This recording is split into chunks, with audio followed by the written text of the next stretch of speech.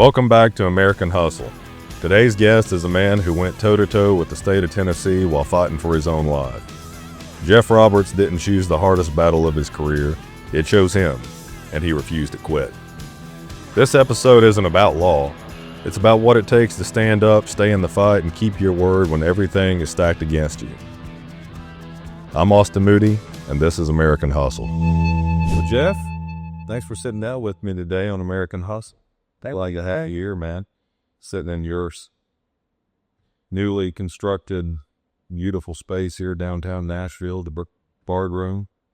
You and I were on the rooftop of this place a couple years ago, when you had this idea and you told me in Max T. Barnes your concept, and it was still your working law office, and it's completely different now. We'll show some B-roll on the show how beautiful this space is. But so what have we known each other now? About, I don't know, about 3 years. 3 years. Yep. We met through a dear friend of mine and dear friend of yours, Max T. Barnes. He was my mentor as a young songwriter and artist when I moved to town, and it's been a really enjoyable treat for me to get to know you over the years, and you bring me in the fold of what you're doing here. So appreciate you sitting down today. I know you're a busy man. Well, thank you. I'm honored to be on the podcast with you, Austin. Yeah. So, Tennessee boy, you grew up in Gallatin, right? How many generations? 8 generations. Yeah. During COVID, I got curious about my family heritage, and I traced my roots through my father's side all the way back to England, 14 generations ago, back to 1624. And so my family spent through my dad's side, the first 6 generations in Virginia, and then the next 8 in Tennessee. Both my grandparents on both sides, and great-grandparents, and further, all migrated to Smith County. And then when I was 4 years old, my parents moved us to Gallatin and lived in Middle Tennessee my entire life. Yeah. Did you grow up on a farm?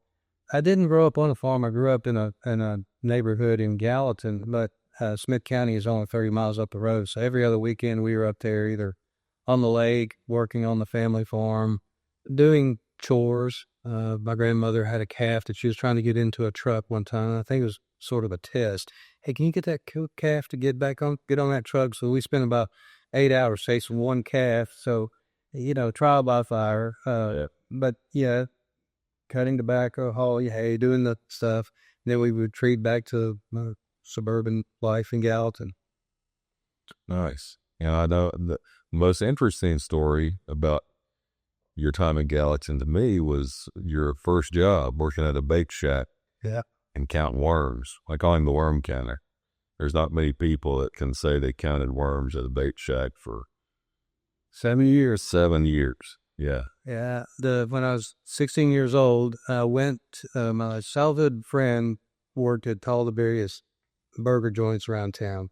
So I went and interviewed at this burger joint, and I just couldn't see standing over a grill or a French fry machine or fryer for hours on end. And so I left that interview and drove down the road to the bake shop there in our hometown, and went out back, and the owner was counting worms. And I asked him if he was hiring. The interview consisted of this. He said, "Well, can you count to 12? And I said, "Well, yes, sir." And he said, "We'll be here at 3:00 tomorrow to get out of school." And I think the other question was, "Are you afraid of getting dirt under your fingernails?" And I said, "Well, no, sir."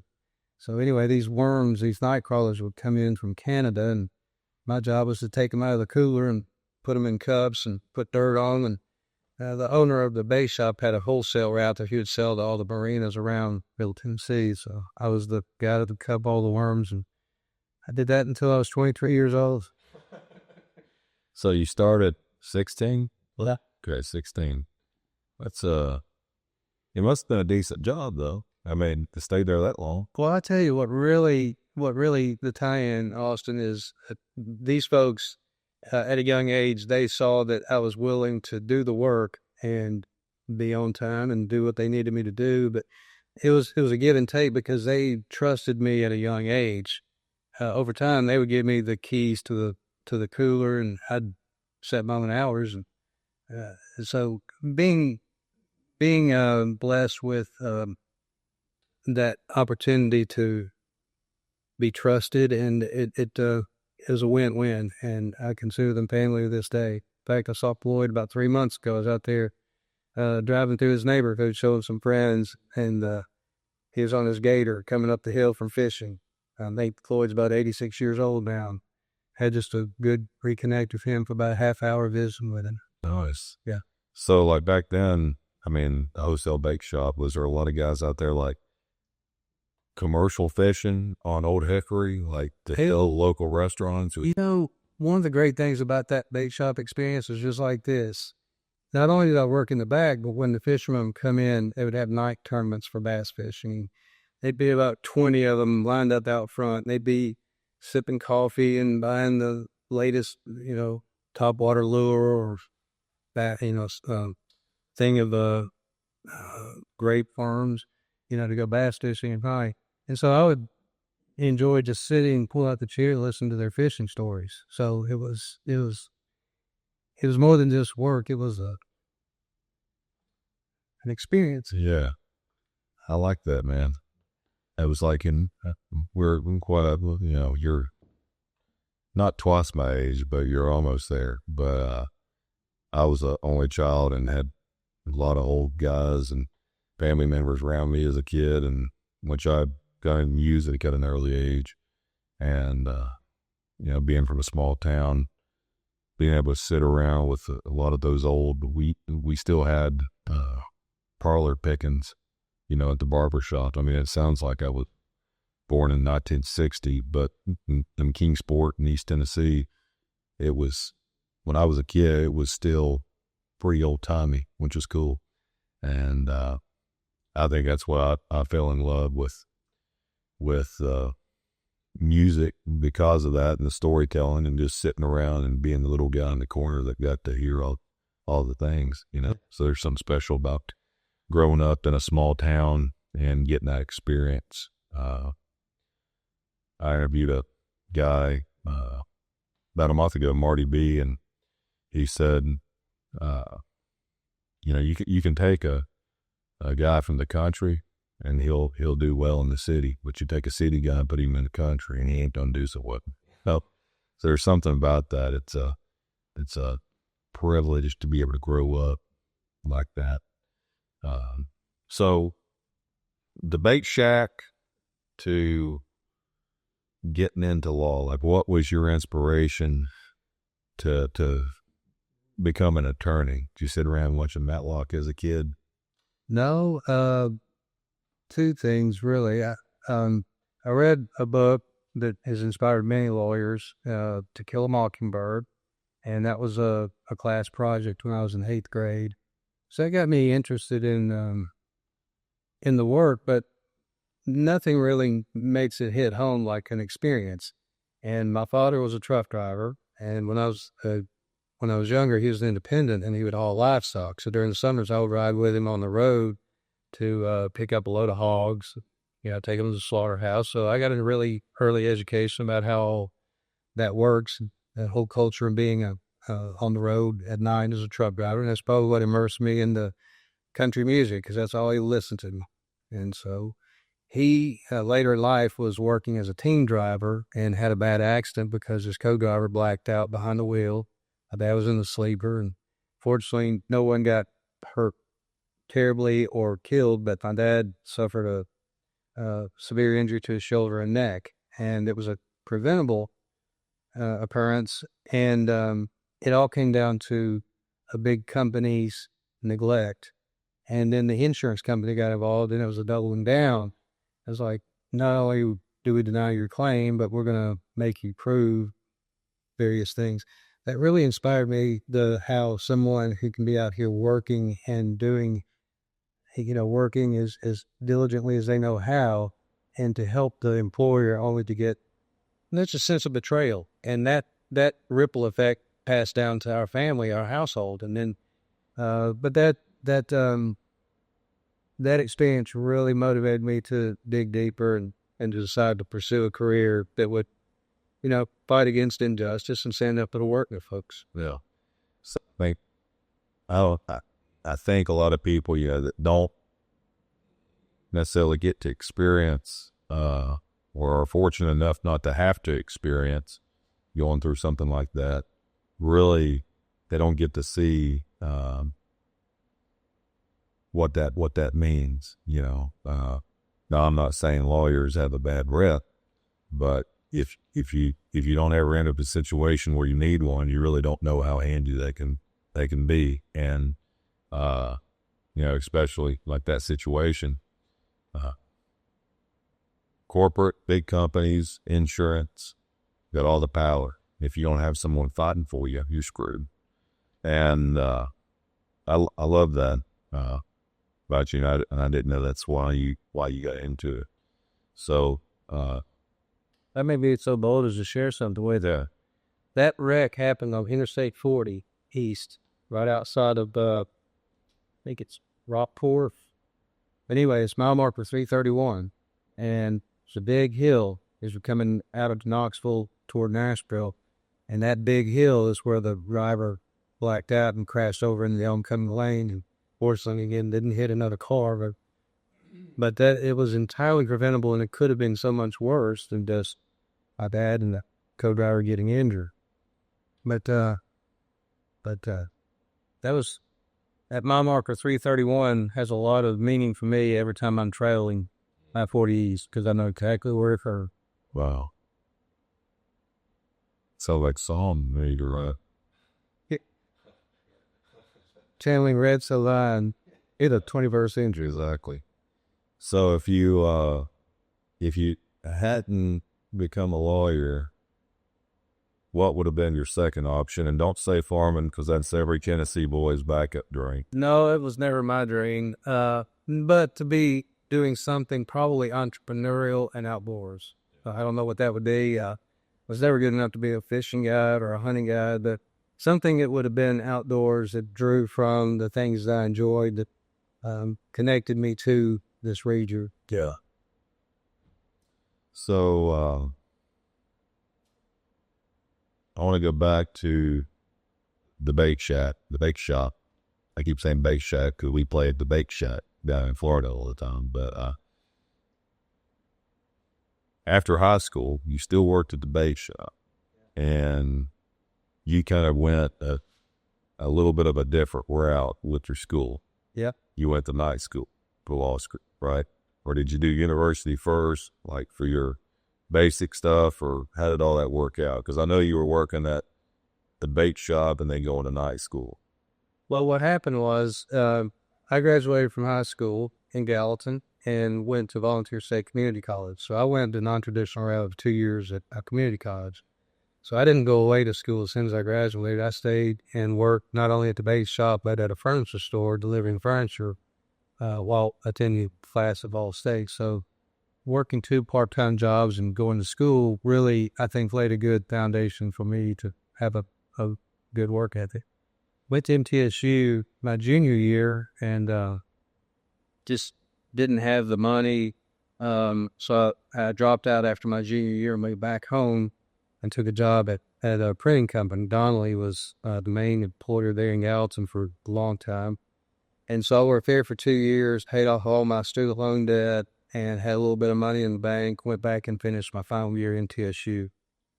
So then, after I graduated, I went to work as, of all things, a claims adjuster for an insurance company. So I went on the inside to learn how the insurers, analyze claims. And so that experience really kicked it into high gear for me to get into law. And so after I quit the insurance adjusting job, I went to night law school and worked for a lawyer during the day, went to school at night. So from the time I graduated high school, I've been employed and consistently tried to align whatever work I'm doing with whatever that next step might be. Yeah. And so that 1 year as a claims adjuster really gave me an insider's view of how insurance companies evaluate claims, deny claims.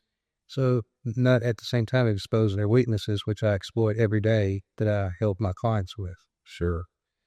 That's That's pretty much as American hustle as it gets right there. Working full time and then going to school and trying to balance all that, and also studying, which I can't relate to. I went to audio engineering school, but I mean, to become a lawyer, it's extremely difficult. I'm sure. I mean, did you sleep? That's sometimes, but no, it's like anything else. I look at other people that do things that I like, writing a song, performing on stage. We all have our blessed with our talents, but finding whatever that is, and if it really speaks to you, you're going to find a way to as human beings, we do what we want to do. And if you have a bigger picture in mind and a goal, and there's a path before you, you do it. Like people train for a triathlon, perhaps. I've never done that, but it's just crazy the what they get accustomed to be able to compete. And so I would say law school or any other kind of endeavor is the same. You'll spend the hours if that's really what you want to do. And after a while, it starts clicking, and like anything else, every day is a battle, but after you get that one behind you, you capitalize on it because you've been in that trench before. Yeah. And just keep going. That's probably the best way I can describe it. Was there somebody, your dad or another family member or somebody in your life that you feel like guided you to have that type of mindset, to be dedicated to something, from work to going to school to completion, all of that? Where does that come from? I would say it probably is my dad, because he had worked as a truck driver much of my youth. And then when I was in probably fifth grade, he bought his own truck and became an independent, and he would haul livestock. So being a 10-year-old and loading up a load of cattle and driving it to Indiana and dropping them off in dead of night at a barn out in the middle of nowhere is an adventure. And then you're going 30 miles up the road and loading up hogs and then coming back to get them to the slaughterhouse by 5 a.m. So it was a real dedicated thing that I was exposed to from my dad's work ethic. But I remember, he would sometimes come home, he'd be so tired, he'd just lay down on his forearm in the floor and just sleep, and then get up, take a shower, and go do it again. But he did that over and over. But I think, he was doing that for the love of his family and to provide an income. And so I think just exposure to hardworking people on the base shop. Good night. They got 5 a.m. and they don't close until 9:30 p.m. Then they're back the next day doing it. So just, I think really being around people that had a strong work ethic and doing something that benefited their community, that really stuck with me. Wow. So after you went to work for the attorney that you were working for after you finished school, you're looking forward to the end of the day. How long after that did you start your own practice? Well, what led to that? What made you want to start your own thing? I worked for one lawyer for 4 years all the way through law school, and at the conclusion, it's like anything else. Do you want to keep pursuing someone else's dream, or do you want to pursue your own? So as soon as I passed the bar exam, I went and hung a shingle and went to work for myself. Through those 4 years, I had the great fortune of being exposed to other lawyers within the personal injury world. And this medical malpractice lawyer called me, knowing that I'd worked for this other lawyer for 4 years. I think the consistent employment through those 4 years made my stock rise, perhaps. And so I had only been in practice for 8 weeks on my own when this second lawyer comes and makes me an offer that I couldn't refuse.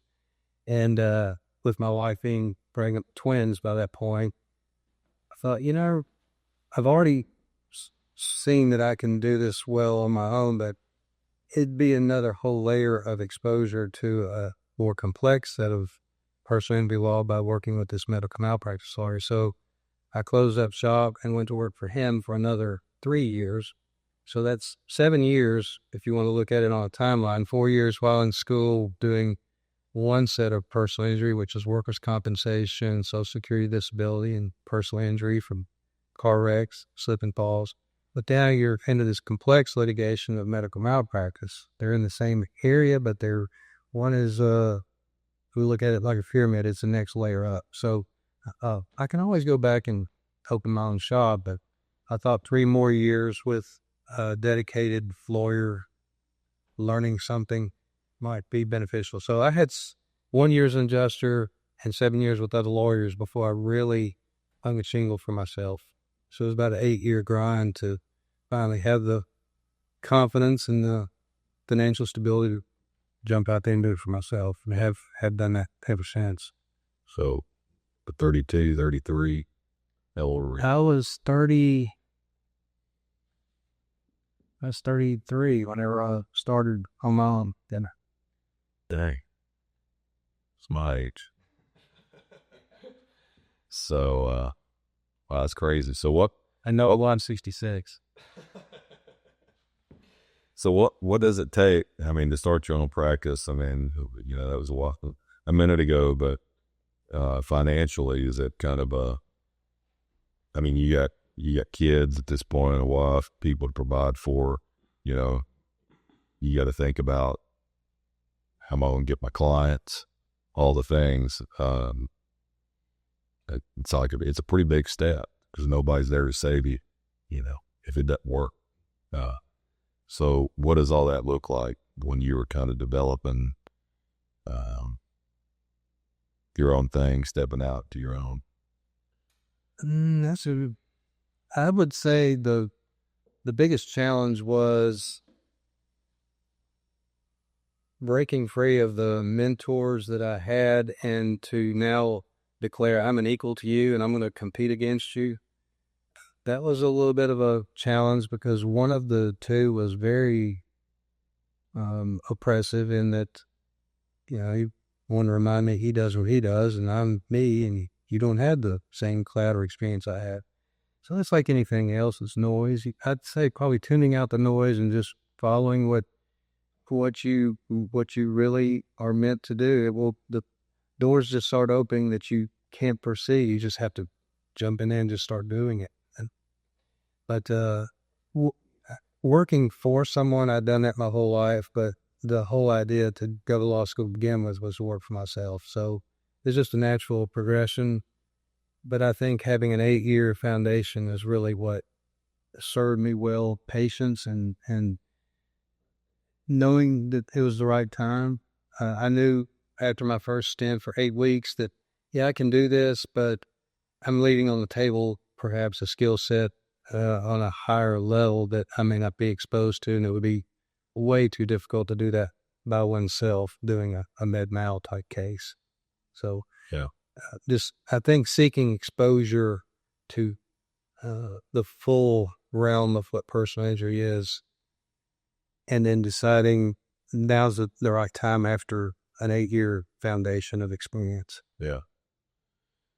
So, I mean, there's somebody out there that may be, in the same realm of you and thinking about stepping into their own thing. I'm sure there was a bunch of naysayers, people that said you couldn't do it. Now, there's a whole bunch of them. Yeah. So what would you say to yourself if you could go back to that moment where obviously you were kind of already, determined to step out into your own, but going back, what would you say to your 32-year-old self, 33-year-old self? Stay the course, tune out the noise. If it is truly your calling, and you put yourself out there. I've often said people that are in an arena of, like, I'm really drawn to a boxer. They get all the glory if they win, but man, if they lower that guard down just a little bit and take one to the chin and they're knocked out, it's humiliating, but it's a lesson. And I think being unafraid to getting punched or getting knocked down is much a part of it. It's just it's as much a mind game as it is and it following and doing. It's the full package, but I think one must be mentally strong and be willing to, you know. I'm quoting a book that I bought about 6 months ago. I'm about 3 chapters in, that it's the courage to be disliked. If you got the courage to be disliked, entrepreneurship is the path. Sure. I like that. I need that book. So I want to get into talking about a certain case, and my grandfather kind of reminded me of something he said. He said, "Men don't choose their hardest battles; they're drafted into them." And what was the defining moment in your life when you went out on your own that kind of set the next stage and course for your life? And I think it was the case with the mother that reached out to you about the man that was wrongly killed in prison. Can you touch on that a little bit? Yeah. So civil rights law is it's an area of personal injury, and this was a wrongful death case. And if my dad wasn't driving a truck, he would work as at an airplane factory here in Nashville. It's gone through various name changes, but they built airplane wings, the B-1 bomber. All those wings were assembled right here in Nashville. So my dad would bounce between government contracts working at the airplane factory or being a truck driver. Well, later in life, he came off the road and was working, and one of the employees that he supervised became a client of mine for a work injury.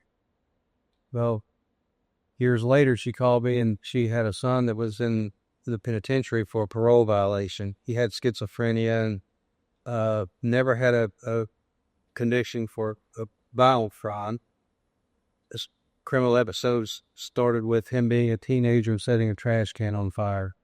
Well, then he got sent to juvenile detention. Then he escaped. It really kind of mirrored a Merle Haggard story.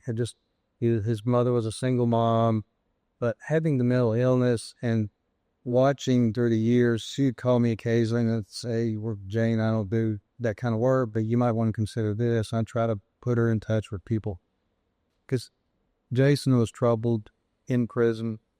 All that say this, it all led up to one night where he was having a schizophrenic episode, and he was pulled out of the cell, and there were 5 members of the cell extraction team that pulled him out, and his infraction was taking water and blowing it through a straw onto the guard. There's quarter size wet spot on this guard's shirt. So he goes and assembles the cell extraction team to drag him out.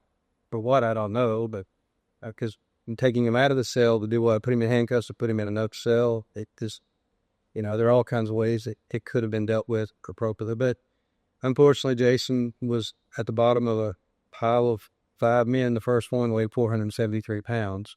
And the whole time it's on video, him saying, "I can't breathe." Fast forward, we took that case and took it to a 2-week trial in federal court, lost the case. But Jane would not stop. She gave an interview to a New York Times reporter who uncovered evidence that we had asked for 3 different ways, and we had taken 24 depositions, which meant the entire case took a detour because we're asking for this, and they said this is all there is, but there was one piece of paper that was pulled out, but we were able to prove this, and we were able to get a new trial.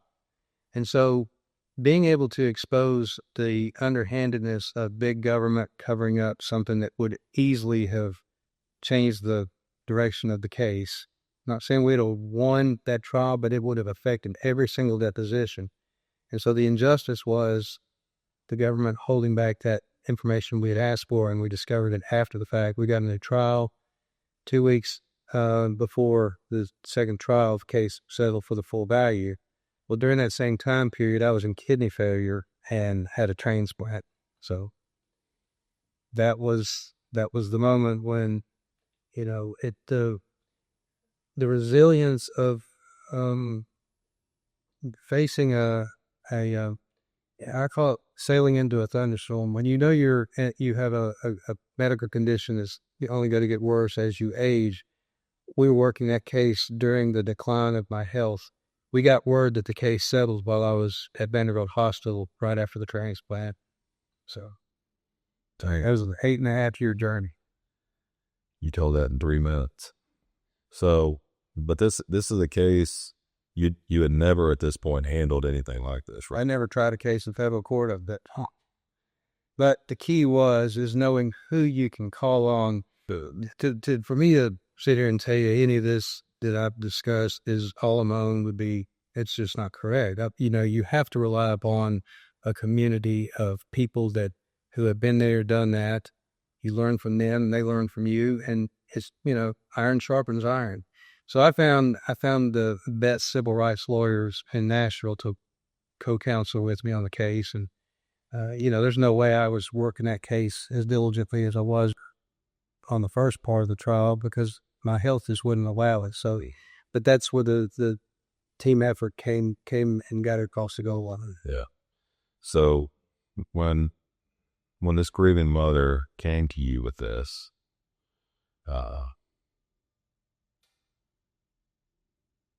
you had never done a case like this. What made you take it on? Was it just knowing no one else was going to? Or was it just a feeling you had where it was dumped on your lap and you go, I've got to be the one to push this forward? The best way to answer that is it's when I interview folks like you who are songwriters, what was the inspiration for that song? How did you grab that and turn it into something so beautiful? The tie-in is this. I couldn't look myself in the mirror knowing that this lady, of all the lawyers in Nashville or Middle Tennessee, she called me. It starts with a level of trust. And even though it's not what I do, I couldn't just send her down the road because I knew there was injustice and she was looking for assistance. And the best I could do at that point is pair her up with somebody that had been there, done that.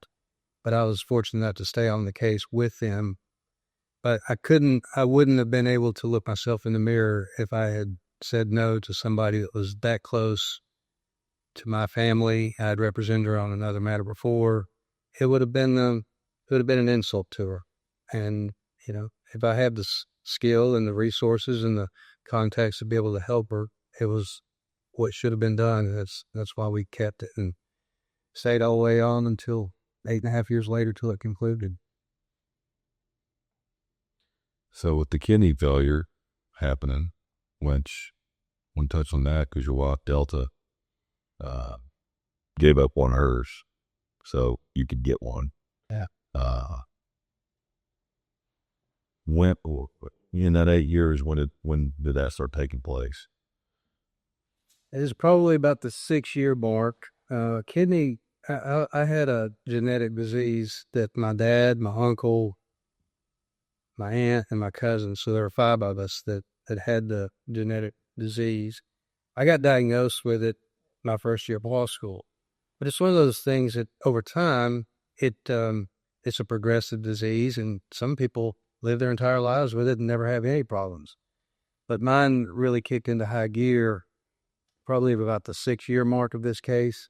By this time, the case is already over and done with, and we're trying to slug it out in the appeals court saying, hey, there's an injustice here. There's clearly evidence that they hid from us. We're entitled to a new trial. So I think we were about 6 years in on the case. And so for the next 2.5 years, I'm facing kidney decline, which leads to either dialysis, transplant, or death. And so I was able to avoid dialysis because my wife did donate. And she's not the same blood type, but she donated to someone in Utah, and that person had a willing donor that matched me. So it was a cross match. So my wife gave a kidney so I could receive one. That's the greatest gift anybody could ever give you. I'm playing in overtime right now. That's amazing, man. Well, and This is,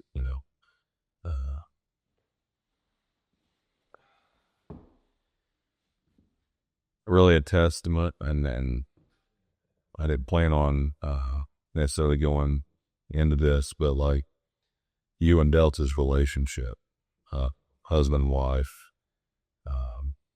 obviously has a massive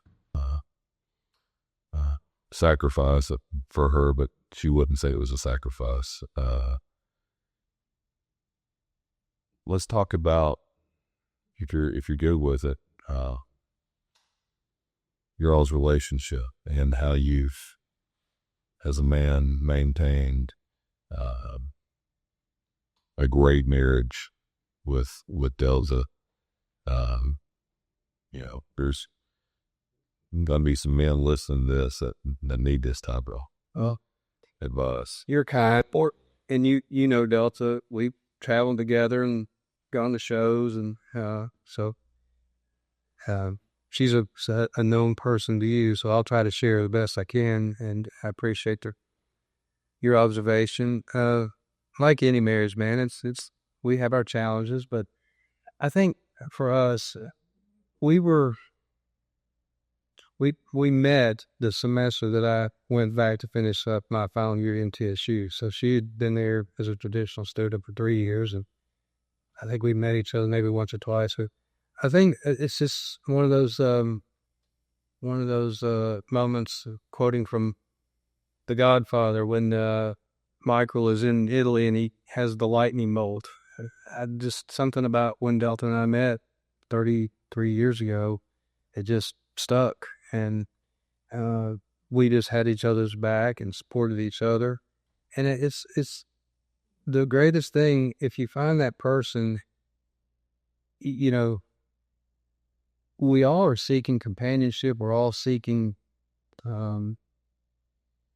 love, all the things that human beings need. We need a connection and boundaries. But if you got that and you found it, and it's greater than anything else that you've had up to that point, why would one play around with that?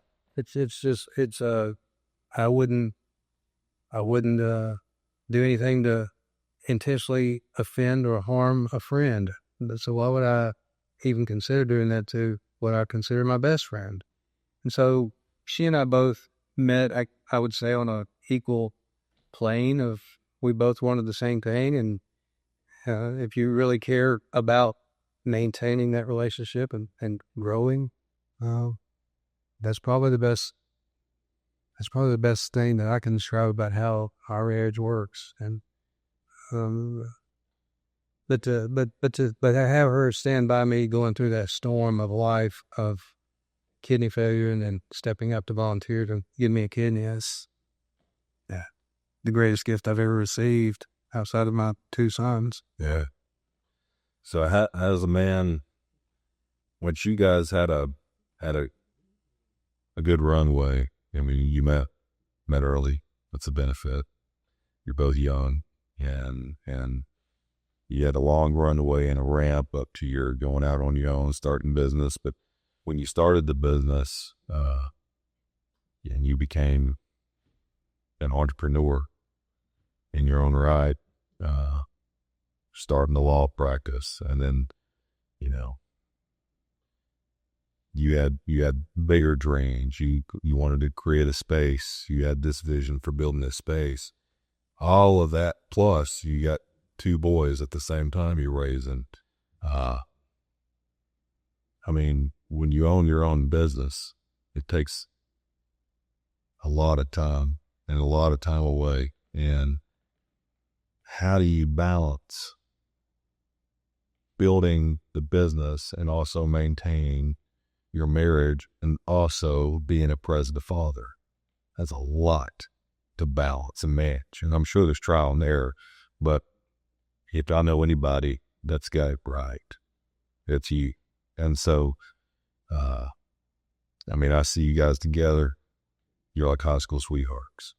You got 2 fine boys, graduated college, and you've built this place and maintained a law practice. That's That's what everybody wants, So now we probably got to give credit to Delta because she's probably got a lot of patience. But and that's it. That's what's interesting to me is you've been and I'm not saying it was perfect. I'm sure it wasn't. And like the old man telling me, life's hard, having a baby's hard, getting married's hard, build a business is hard, but you done all that and maintained everything you've started. So like when times did get tough and there was stress with the business, when you're building things, kind of outside of, your family unit in a sense, what's your advice for maintaining your home life in your unit? Well, first of all, thank you. You're very kind in your observation, how you us as a couple. Really, everything we talk about, anything anybody does, life is hard. Working for someone is hard. Grinding and reading a book for hours on end is hard. It really comes down to this. You have to choose what your part is and go after that, because every day is a challenge. So I guess the balance really, it comes down to this, and it just keeping an open line of communication, voicing what the dream is for each one of us individually, and then aligning with that. I would say communication and alignment with your thoughts and your goals. It's I won't say that's simple, but there's a whole lot that Delta has to bite her lip and not say anything about. But when she does, she certainly lets me know. But it's a give and take, and I think one must decide. Okay, well, I can blow it up, and I can be back out there, and I know we each can land on our feet and find another spouse, girlfriend, boyfriend, whatever that may be. But you just have to decide: is it worth? Is this emotional moment that I'm feeling right now worth blowing up everything that we've been paying toward? And so, as much as one can tap into the emotions of love and care and respect, you also have to counterbalance that with, looking in the mirror and realizing, look, this is not about me. We're survival. You build something and maintain something and grow something bigger than ourselves, and that translates into raising children and now at this point, raising a dog. So now we argue over taste dog war. So different season of life, but I would say communication and aligning in your thoughts and views of what the future might hold. Yeah. So, but with your boys, what did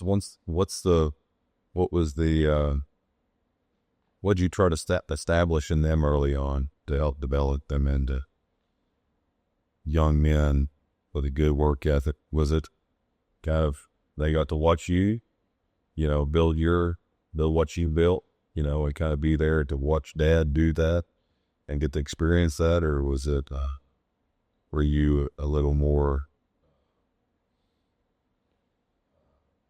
direct about your approach with raising boys? I would say the approach for Delta and me was to include our kids. Delta and I both grew up in working class households, and we always had dreams and aspirations to do more with our lives, to travel and that sort of thing. So we laughed and said that, as soon as we were able to have the ability to go travel and see other parts of the world, I think we only did maybe 2 vacations with other couples that didn't include our kids all the way up until they got out of college. So being inclusive, not only just in the fun parts, but in work. I remember I had my first big wrongful death case that I tried in Rutherford County, and my boys were 4 years old, and Delta, it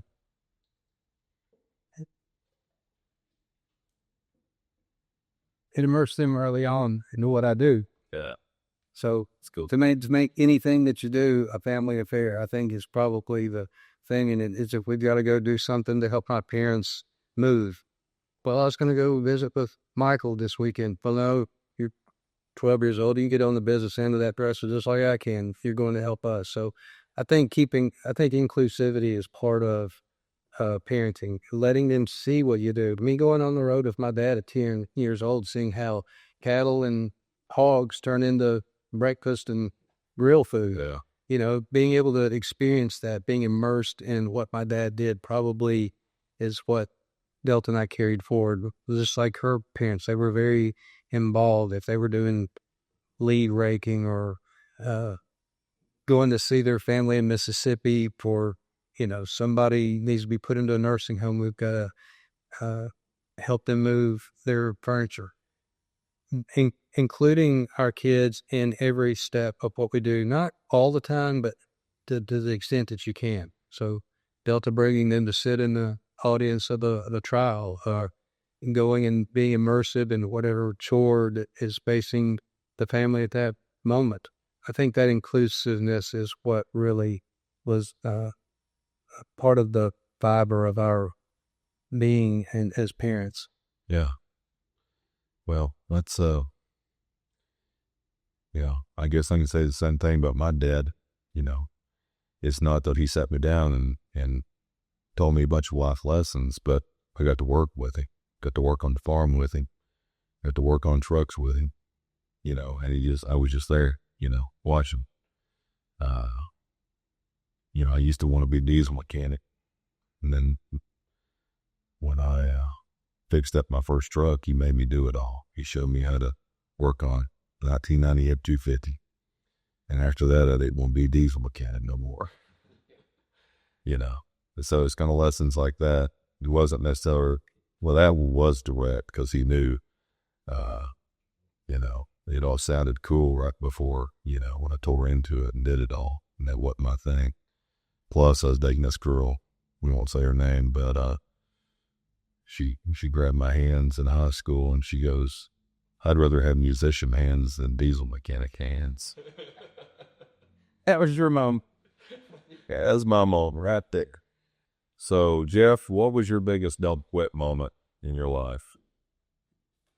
Probably the day that my appointed law partner announced that he was leaving and taking the cases with him that we didn't discuss. And I'm at 20% kidney function. So, yeah, either quit or you don't. So, Dang. I went from being a partner in a small firm to being a solo in one day. So, And then you took from there. that was 9 years ago. Was that like a weight lifted off? No, it was like an elephant standing on my chest because I'm at 20% kidney function. I got twin 16-year-old boys. I'm trying to get through high school, but then I'm in my mid-40s trying to fight a health issue and maintain my household, being the provider. So there's, it's like anything else. Life is going to deal with setbacks, but there's you either submit to whatever the environment's throwing at you, or you adapt, and you either quit or you don't. So that was my don't quit moment. Dang. So, back to the wrongful death case with Jason. What did it feel like calling Jason's mom and tell her justice was going to be served?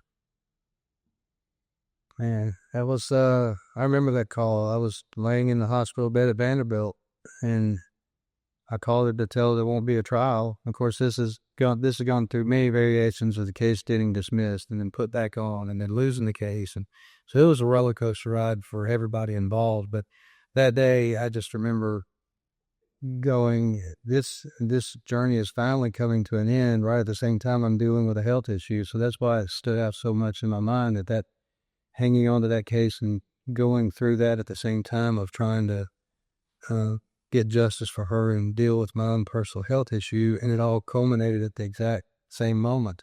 So I made the call from Vanderbilt Hospital to tell her. So That was is probably not on the same level, but near the same level of realizing I had a kidney that was a match, and so much was unburdened so close in time, and that's what prompted the need to tell the stories. Is sometimes you just got to get it out, and so I wrote the article of that journey during COVID because I had time on my hands, and I thought, oh, let's just capture this moment and put it into something that I can get some mental relief by telling the story. Yeah. So if you would have quit after that first trial, a lot of things wouldn't have happened. So with the state burying evidence and all this, we had to touch on this, but what followed after you won this case or justice was served, the state actually completely redeveloped how they handle these cell extractions. Yeah. Yeah, it was a lack of training, but probably the moment that really was a proud moment for me personally, when you're trying to seek justice, getting answers. Sometimes seeking justice is not just a money result. It's getting the answers and putting people in a position. You were there, you experienced it. Are you telling a consistent story? But whenever you take 24 depositions and people are all over the board because they're trying to fudge, and you know they're trying to fudge, the one deposition that stood out in my mind was this prison warden. And the question was asked in his deposition, how many of these cases have you been a party to that you've had to defend? And it was somewhere around 51. And he smiled, just like we're on camera now. He smiled at the camera and he said, and we won every one of them.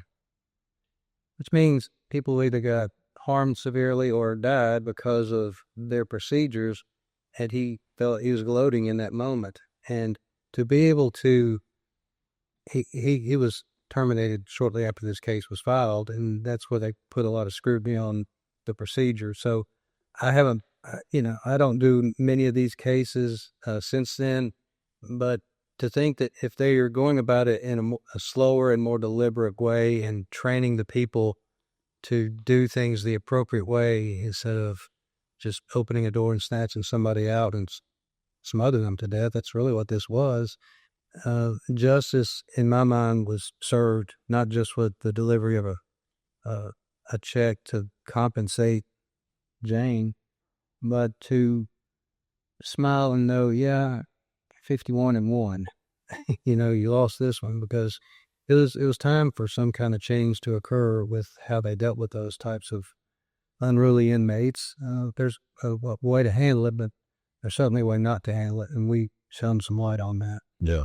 It's one thing to get a settlement, totally other thing to change the system. Why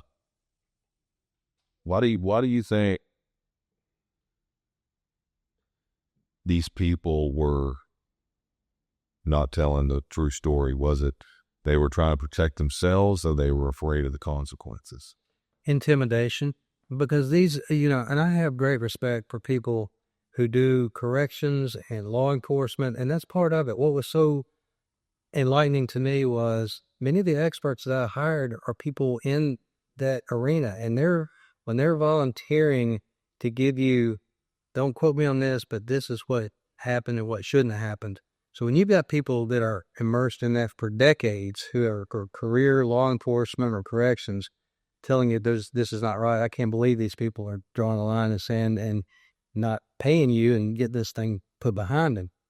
But we found out after all the depositions and after the trial, this is still in that period where we didn't know that there was hidden evidence. We did some post-trial interviews. Jane reached out to some of the prison guards that were there, and but they told us, they were all huddled into one room, said, you want to be a solo, go hire your own lawyer, but if you want to have the state defending you, you'll sing off this sheet of music that we're telling you this is the way it's going to be. So when you hear that kind of stuff, and little did they know that we were gearing up to, we didn't know at that time, but when those types of things are exposed to you and you realize what was really going on and they're hiding evidence, it just makes you double down and go, No, I'm just, I don't know where this is going, but we're gonna shine a bigger light on this now that we know what we're really looking at. We turned the whole case into being against the prosecutor who hid the evidence, and we were going to make a whole trial about him. Unfortunately, he died 1 month before we could depose him. So I think the stress of all things, he was a 32-year government employee, attorney general, and I think once he realized that we knew what the real story was, I'm not going to go there that far, but it really ramped up a lot of pressure that helped us to realize what we were really dealing with. But I think the intimidation factor is what motivated them. These guys they want to do their job and go home, and unfortunately, they were coerced or intimidated into saying and doing things that they really knew they shouldn't, but they were really in a tough spot, and it was compounded by the fact that their employer was a very governmental agency that had hidden the evidence and led them down the wrong path. And all this broke free from the whistleblower, right? Well, what happened was the New York Times reporter interviewed one of the cell extraction members. He was operating a video camera, so he didn't touch Jason, but he captured all the documentary evidence, which is part of their procedure. They have two cameramen that capture every bit of the cell extraction. Well, this particular corrections officer had been a police officer in a prior job, so he was a little more trained on some things than his colleagues were. And after we lost the trial, he came forward and reached out to Jane or vice versa, got in touch with the New York Times reporter. And what had happened was he had given a resignation letter talking about all the things that they had done wrong in the cell extraction. And that was very damaging evidence. And he couldn't open up to this in a deposition, but he said, if you'll find my resignation letter, it'll tell the story. Well, we had asked for it 3 different ways, and they said there is no resignation letter, just like the age old, oh, we've got security cameras, but they were turned off at that moment. And so, you're it's like a glass ceiling, you're poking, you're pushing, you're trying to break through, but the machine was so big and you're dealing with the government. But for some people with good hearts and conscience, we still may never know the truth, but that fella came forward, gave us the playbook, really, of what was really going on. Once we let the AG know, it's a sad commentary for a person to get to the end of their 32-year career, diagnosed with terminal cancer, coming out of a knockdown, drag out 2-week federal trial that he won, only to have it revealed, yeah, but you cheated. And we said, great, instead of the 24 and the warden, let's talk about you. Now let's put you on the hot seat and let's explain how you explain to this guy who's already said under oath, yeah, he told me to, pull that out. This guy who was the cameraman that did the resignation letter, his name is David Aminetti. He's dead now. But that guy who broke open the case was just like, well, bleh. So he is like, I couldn't believe, I thought y'all the most incompetent lawyers on the planet. I made it sure, the state keeps everything. He gave it to 3 different people on his way out the door about how they covered it up and da-da-da-da-da. This is the most damning letter. I mean, I can tell you, I was on the Dillard's escalator when my phone dinged, and Jane had that letter and said, why did you not ask for this? I said, yeah, I mean, I'm giving you the cherry on top version. Yeah. No, Jane was like, I trusted you. I thought you'd at least be able to. Jane, under that case, spoiled and backward. I said, we asked for 3 different ways. Wait till you get back in front of my computer and I'll show you. Then we, boom, and then turn that into the clerk. But no, she used it because David is like, how stupid are y'all? This is a low-hanging fruit. We asked for it. We asked for any and all written documentation of anybody that witnessed it who was a cell extraction team member. What'd you see, hear, touch, taste, any memoranda? I mean, we cross-threaded it 3 different ways. And then, when you do your case like that and you say, we asked for it, here's what they said, it doesn't exist, and now here it is after the fact, is a layup. It wasn't a 3-corner with a hook, from mid-court and swish. No, this is easy. Wow. It's easy for the judge to make that decision when it's revealed that the nefarious nature in which they went to go out of the way to cover it up. Yeah. At that point, it's like, We got you. It's hand in the cookie jar. Lights turned off. You didn't see this? It was that. But that's where, but I was out of gas. yeah. And kidney failure. I'm like going, I don't do civil rights cases. I tried to hand it off to other people, but it's just one of those things that just, it's like the quote that you said from was it your uncle? Brandon. Yeah, man. You realize, okay, I see the value and I can't let it go. Well, man, I've talked more about this case right now than I have in years. And it's like anything else. After a 2-week trial, to get the other lawyer on board, once I discovered it's like, dude, we can't let go of this now. He's like going, dude, it's taken me 10 months just to get over this freaking case because you're dealing with it's a snuff film. I mean, you're having to analyze a guy who's smothering vest, flopping like a fish. I can't breathe. And, and quit moving and they're pushing hard, and that that weighed 473 pounds is just grinding him in, and they're like, oh. It's like they were trying to kill him. Yeah. Well, it's a sad situation, but I'm glad there was justice served and you got some stuff changed around for the future. Thanks. But I'll say this, the compelling part was it was a case about mental illness, not, what he did, this guy, he was on work release as a trustee of the Sumner County. They had him out there working, doing the trimming the bushes and such.